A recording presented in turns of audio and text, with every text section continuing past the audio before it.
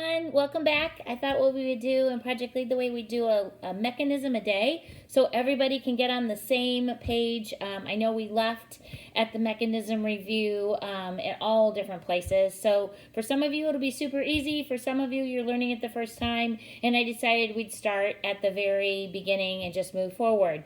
Remember, you have assignments that are in MobyMax, so you do need to be getting those done.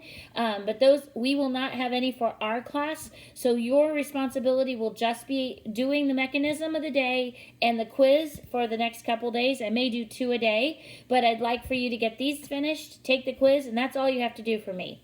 So we'll get started right away with the simple gear train. The simple gear train is the very first build that you did. You'll notice your wall that you had to build on your base. We have 2 equally sized gears that are right here, so we're going to go ahead and get started with that. I've gone ahead and built this for you. I did see on a YouTube video to put the bearings, which are these, these right here, help to actually stabilize your build. So I added those to our build, so maybe we both learned something today. Okay, so let's go ahead and get started. There'll be some questions on the quiz that you'll want to either review this video or you'll probably want to just pay attention as we go, maybe write it down. But here's the first question. The first question is, what is the relationship of the input shaft, which is this one right here, to the output shaft? And if you look at these, you'll see they are parallel. They are in the straight line. They're not up and down, they're in a straight line. So we also talked about drive and driven gears. This is number 2. And if you remember, the one with the handle or the motor is the drive gear, and the one that is being driven is the driven gear. So you're going to be labeling this as the drive gear, and this is the driven gear. In gear train A, which this is gear train A, is the speed increased, decreased, or constant? And if you look at this, you'll notice that this is going at the same speed as this. So your speed would be constant. Okay?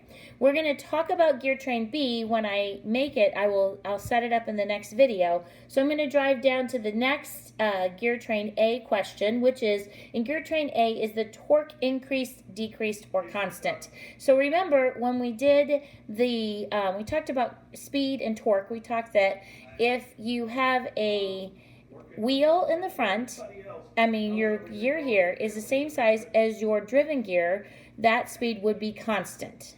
So the answer is gear train A is the torque increased, decreased, or constant. That answer would be constant.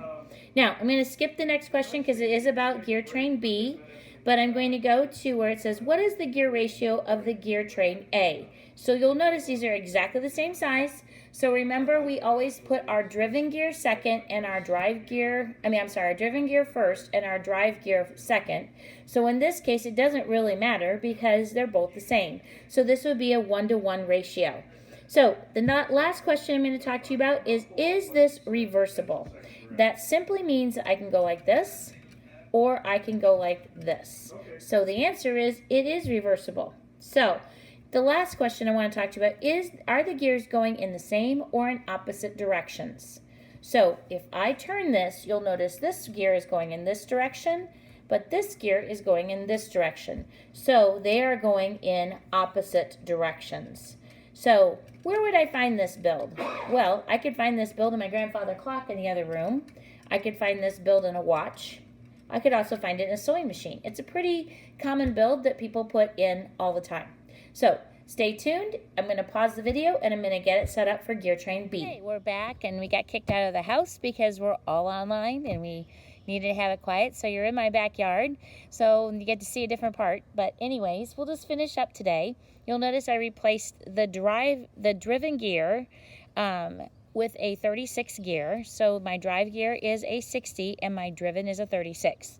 So if I look at whether the speed is increased or decreased, you'll notice I also put a little silver line on both of the tops. And if I turn it this way, you'll notice that this one hasn't even made it around, and that one has already made it almost the second time around. So it's obviously going faster. So the speed has been increased because the driven gear is smaller.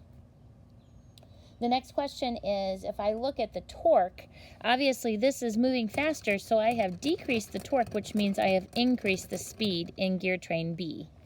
And then the next question is, what is the gear ratio? And this is a little bit of a concern.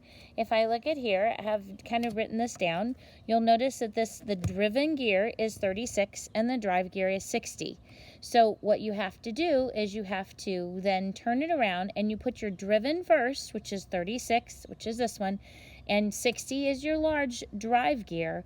But if you reduce it by dividing it by 12, it comes out to be 3:5 ratio. So if you've watched this video and you've paid close attention, you'll have all the answers for the quiz. So go ahead and get on Canvas, take your quiz, and I will see you again on Friday. Take care. Bye-bye.